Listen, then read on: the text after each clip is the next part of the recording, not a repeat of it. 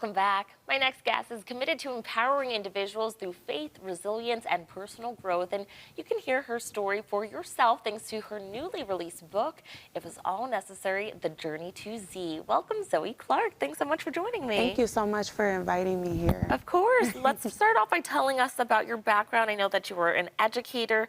And tell us a little bit about your personal journey, what led you to writing this book. Yes, so currently I am working for Buffalo Public School System. I work with special needs, which I love. I currently work with a second grade all-boy class, which is more so hands-on with them, and I love them to death. Like when I leave here, that's where I'm going straight to. So I just love to see them grow. I love to be the advocate for them. I love watching them take on so many different challenges that have been put before them, especially with the challenges that they deal with retaining and understanding education. So, yes. Okay, let's get into this book. Tell us what this is all about. Okay, so this book is basically a memoir about me, the things that I've gone through, that I have overcome, and that God has kind of pulled me through in a lot of different aspects. This is about me persevering and pressing my way through certain adversities that could have hindered me, that could have stopped me from doing certain things. So this is why I wrote this book, just to inspire others that are going through things such as homelessness, domestic violence, mental illness, financial burdens, that they can overcome just like I overcame. Well, beyond this book, I know that you're also a mentor and an advocate for youth in our community, yes, right? Tell us about that. So I am currently attend Tabernacle of Praise here in Buffalo, New York, where my pastor is Pastor Charles McCarley. And what I do is I get together with the young people side by side, other young advocates in our church, and just do outreach, going into the streets and talking to others that are younger than me, that are going through the same things that I went through, and just be the support for them, find them the resources that they need.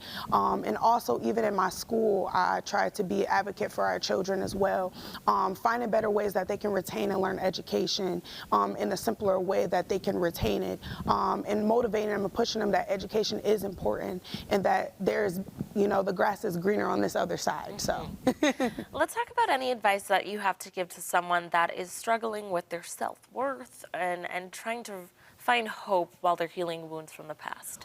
What I will say is don't stay in that place.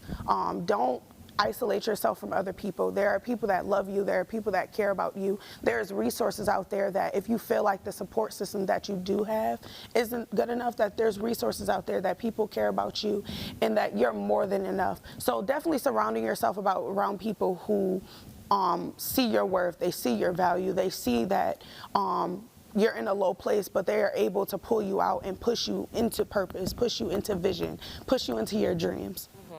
We were just seeing images of you, praising, and I know that for you, your faith is really something that helped yes. you throughout your journey. So how does it continue to influence your work?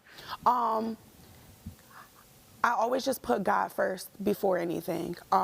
The first thing I wake up in the morning, that's the first person I communicate with, to be able to navigate me through my day, because I understand that every day is not easy. Life is not going to be easy. So I just always try to put him first, and I always try to apply biblical principles in everything that I do in my walk of life, in my job, in my home, in my own personal endeavors. I try to navigate through God, because through God all things are possible, and just because my focus is on him, I have been able to go into different places, different rooms that I could not even have imagined to.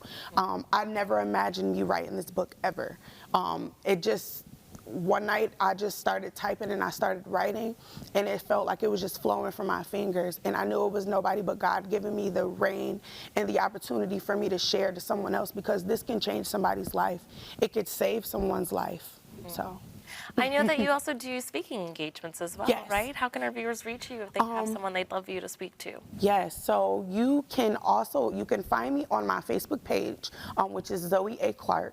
You also can email me at zeeaclark@gmail.com, and I can personally respond to you, and we can connect and move forward in that process. And lastly, you mentioned that this book can really change some people's lives if they were Yes. to read it. How can our viewers get their hands on your book? You can find it on Amazon currently, where we have the paperback that is available, also the ebook as well. All you have to do is type in my name. You also can just type in the title as well, and it will pop exactly right up. Alrighty. Is there anything else you want our viewers to know? No, I just want to encourage you guys that even in the midst of everything that is going on, it is not always all bad, and everything that you go through is going to work for a purpose. So just keep pushing forward, keeping your head up, and just keep pushing into purpose. Alrighty. Well, thank you so much for coming in and sharing you. your story, Zoe. Viewers, if you'd like to find Zoe's book on Amazon or the Tabernacle of Praise Church Bookstore, and you can also contact her for speaking engagements at zeeaclark@gmail.com. Thanks again for coming in. Thank you.